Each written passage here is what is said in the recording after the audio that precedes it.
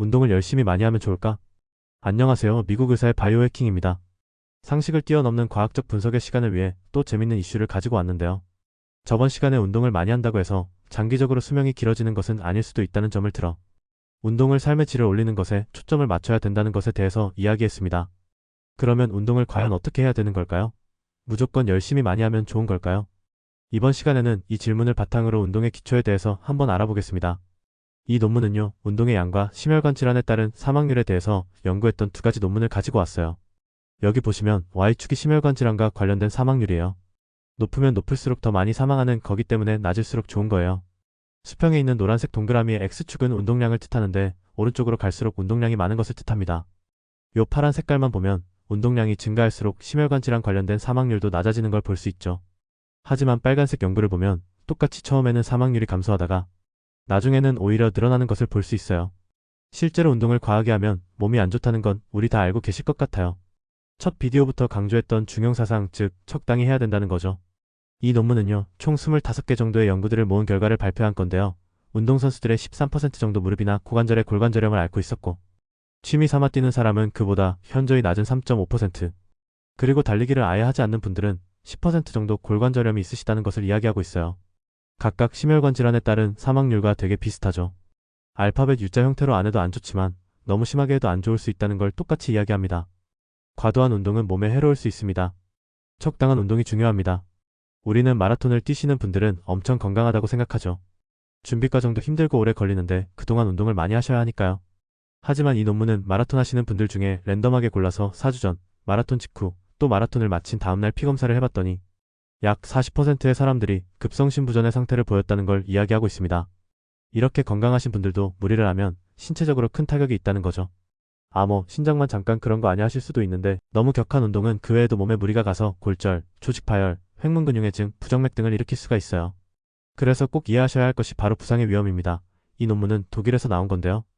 운동하신 분들의 약 5.6% 정도가 운동 관련된 부상을 입으셨는데 이것이 두 번째로 가장 많은 사고의 원인이었고, 이런 것들은 60% 이상이 일을 하는 도중이 아니라 개인적인 시간에 운동을 했을 때 나타났다는 거예요. 그리고 운동의 강도가 올라가면 올라갈수록 골절 등의 부상의 위협이 더 높다는 것도 여러 논문들이 밝히고 있어요. 예를 들면 이 두 논문들도 마찬가지로 운동을 과하게 했을 때 골절이 온다는 걸 이야기합니다. 그럼 이렇게 생각하실 수 있죠. 운동을 하면 안 좋은 걸 자꾸 이야기하니까 그럼 운동을 하지 말라는 건가? 당연히 그렇지 않습니다. 제가 하고 싶은 이야기는 정말 중요한 이야기예요. 왜냐면요, 운동을 할 때 가장 중요시하는 건 바로 안전이에요.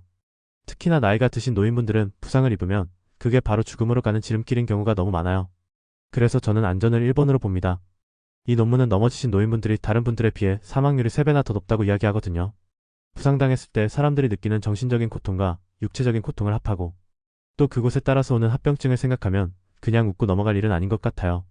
그리고 무조건 많이 또 무조건 열심히 하는 것이 항상 최적의 효과를 낳는 것도 아니에요. 이 논문은 그러면 얼마나 운동을 해야 하는가에 대해서 묻는데요.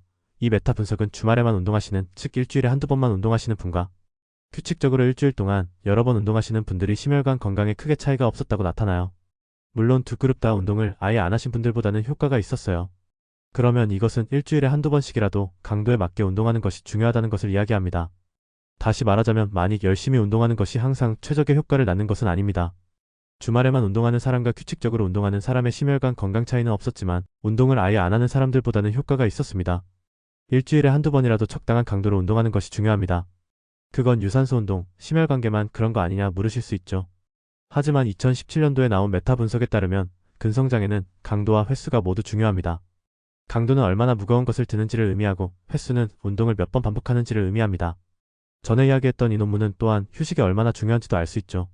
휴식에 관해서는 나중에 수면과 정신 건강을 다루면서 더 이야기할 건데 이 휴식이 정말 중요해요. 지금까지 알아봤듯이 열심히만 한다고 몸이 건강해지는 게 아니거든요. 수면하고 쉬는 시간에 근육들이 오히려 더 자라고요.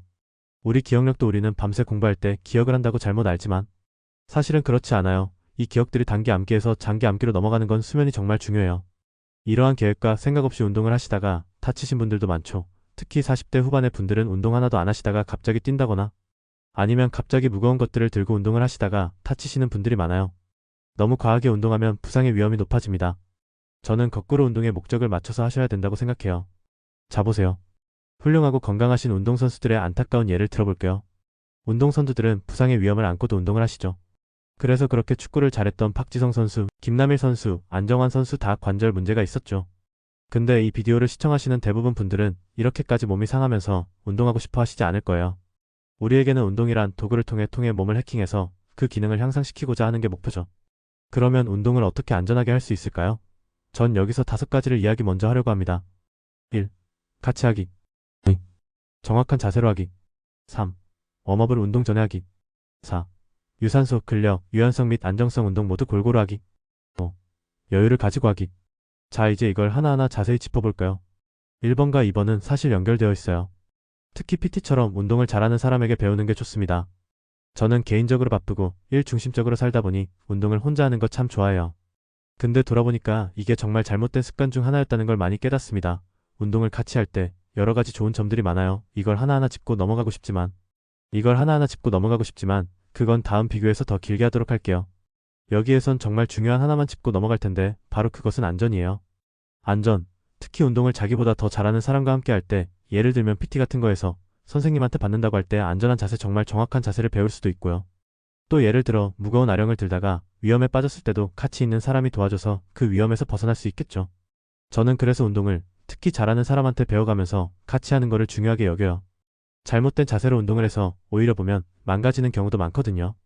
정확한 자세로 해야 돼요. 이게 달리기도 모두 사람들이 무조건 좋은 자세로 달리진 않아요. 그래서 어떤 분들은 오히려 운동을 하다가 관절이 나가고 몸이 아픈 경우가 많거든요. 저희 몸에는 프로프리오셉션이라 해서 내 몸이 어디에 있는지 어떻게 움직이는지 알아내는 고유 감각이라는 게 있어요. 그런데 몸이 성장하면서 특히 나이가 들면서 내 몸이 예전과 같지 않다고 느끼는 부분 중 하나가 이런 감각이 떨어져서예요. 몸이 더 커져서 그럴 수도 있지만 몸이 더 작아져서 그럴 수도 있고요. 또한 신경이 노화하거나 근육이 약화되어서 더욱더 그런 걸 수 있어요. 그래서 어느 시점부터 나는 제대로 한다고 생각하는데 실질적으로는 관절이나 인대에 너무 많은 충격을 주거나 몸을 오히려 상하게 하는 경우도 있어요. 또한 단순한 신체 활동조차도 버릇이 되어서 잘못된 자세를 반복하다 보면 그게 몸에 배기 때문에 이게 시간이 가면 갈수록 더욱더 고치기가 어려워요. 부상을 막기 위해서 정확한 자세를 배우는 게 참 중요합니다. 혹시나 같이 운동할 수가 없는 상황이라면 거울이나 핸드폰을 통해서 자신이 운동 모습을 보는 것도 좋아요. 3번, 웜업을 하는 습관을 들여야 해야 돼요. 이 젊었을 때는 웜업을 하지 않아도 사실은 크게 다치지 않아요. 예를 들면 5살, 6살짜리 꼬마 애들이 웜업을 하고 운동을 하나요? 그렇지 않거든요. 아이들의 조직이 훨씬 더 유연하다는 거는 우리가 모두 다 알죠. 이 웜업의 포인트는 몸의 온도를 올리는 거예요. 몸의 온도를 올리고 운동을 하게 되면 근육의 모세혈관들이 팽창하면서 부상의 위험이 줄게 돼요. 또한 몸에는 근육과 뼈뿐만 아니라 근육을 잡아주는 인대와 근막이라는 게 있어요. 이 근막이라는 건 머리부터 발끝까지 쭉 연결이 되어 있는데 이 조직들을 보면 정말 거미줄처럼 촘촘하게 연결이 돼 있어요. 이 조직의 온도가 올라가면 더 유연해지거든요. 그래서 제 생각에는 나이가 들면 들수록 웜업을 먼저 하시고 운동을 하시는 게 중요해요. 젊은 선수들에게는 웜업이 굳이 필요한지 사실은 전 잘 모르겠습니다. 왜냐하면 논문들에서 의견이 엇갈리거든요. 하지만 마이너스 제 개인적인 경험상, 크니까 이거는 제 개인적인 의견이니까 근거가 다른 곳보단 좀 낫기는 해요. 마이너스 하지만 나이가 드신 분들한테는 꼭 필요하다 생각해요. 이 웜업은 다이내믹 스트레칭이라고 해서 몸이 움직이면서 동적으로 하는 스트레칭이 가장 좋습니다. 근거가 상대적으로 낮더라도 이걸 꼭 넣은 이유는 그만큼 부상이 바이오해킹에는 안 좋고 또한 동적 스트레칭에 긴 시간과 투자가 들어가지 않기 때문에 그래요. 운동에는 전에 3가지 큰 종류를 말씀드렸는데요. 이 3가지를 다 같이 하는 게 좋아요. 어렸을 때는 이 중에 한 가지만 해도 사실 크게 무리가 없지만 나이가 들고 몸의 기능이 떨어지면 3가지를 동시에 다 같이 할 수 있는 운동을 찾던가 아니면 3가지를 나눠서 하시면 좋습니다. 이 3가지가 첫째는 유산소 운동, 2번째는 근력 운동, 3번째는 유연성 및 안정성 운동이에요. 운동 스케줄에 관해서는 다음 편에도 자세히 또 얘기하도록 할게요. 강도를 서서히 높여야 돼요. 처음부터 어렵고 강도가 센 운동을 하다는 2가지의 단점인데 첫째는 운동을 하는 것이 몸에 배야 돼요. 운동을 하루만 하고 끝낼 게 아니잖아요. 착심삼일처럼 조금만 단기적으로 운동을 해도 장기적으로는 큰 변화가 없습니다. 이 운동을 지속적으로 유지해서 몸의 근육량을 유지한 후 그걸 통해서 내가 하고 싶은 활동을 나이가 들어서도 지속적으로 하고 아니 나이 들어서도 더 잘할 수 있는 것이 필요하거든요. 근데 처음부터 고강도 운동을 하면 근육통도 심하고 몸에 에너지가 다 빨려나가서 이것을 유지하기가 힘들어요. 제가 좋아하는 책 중에 아주 작은 습관의 힘라는 책이 있는데 책을 보면 운동, 예를 들어 달리기를 한다고 하면 처음에는 그냥 운동화만 침대 옆에 갖다 놓으라고 해요. 그래서 바로 일어나면 그 운동화를 신는 게 목표예요. 안 뛰어도 돼요. 그 다음에 그게 습관화되면 그 운동화를 신고 대문까지 나갔다 오기를 목표로 하는 거죠. 그 다음에 이게 정말 습관화가 되면 다음부터는 예를 들어 2분 3분만 뛰기 이러면서 점차적으로 높여가면서 이게 습관화가 되면 자기도 모르게 계속하게 되는데 이런 작은 습관을 바꾸지 않으면요, 아침에 일어나면 이런 생각을 하게 돼요. 아, 나 피곤해. 굳이 해야 되나? 내일은 안 되나? 이런 생각이 들 수밖에 없어요. 지킬 수 있는 습관을 아주 작은 것부터 점점점 크게 만드는 것이 정말 저는 좋다고 생각해요. 두 번째는 위에서 얘기했던 정확한 자세를 배우려면 시간이 걸려요. 이게 바이오해킹은 단기적으로 빠른 결과를 낳는 것이 목표인 것도 있지만 지금 말하는 80%의 건강을 책임지는 20%의 기초적인 것들은 장기적으로 끌고 가야 되는 것들이거든요. 이것을 위해서 정확하게 양보다는 질을 먼저 추가하는 게 좋습니다. 자, 그래서 지금까지 운동을 열심히만 하는 것, 강도가 높은 것만 하는 것이 아니라 운동을 지혜롭게 하는 것이 좋다고 말씀드리고 싶어요. 열심히 강도를 높이는 건 이 모든 기초가 쌓인 다음에 해야 되는 거예요. 집을 지을 때도 기초가 탄탄하지 않으면 집을 지을 수가 없잖아요. 자, 오늘 비디오도 도움이 되셨나요? 오늘 운동의 기초에 대해서 알아보는 시간이었습니다. 다음 시간에는 운동 스케줄은 어떻게 짜고 어떤 운동을 해야 하는지에 대해서 더 알아보도록 할게요. 긴 비디오 보시느라 고생하셨습니다. 그럼 다음 시간에 뵐게요.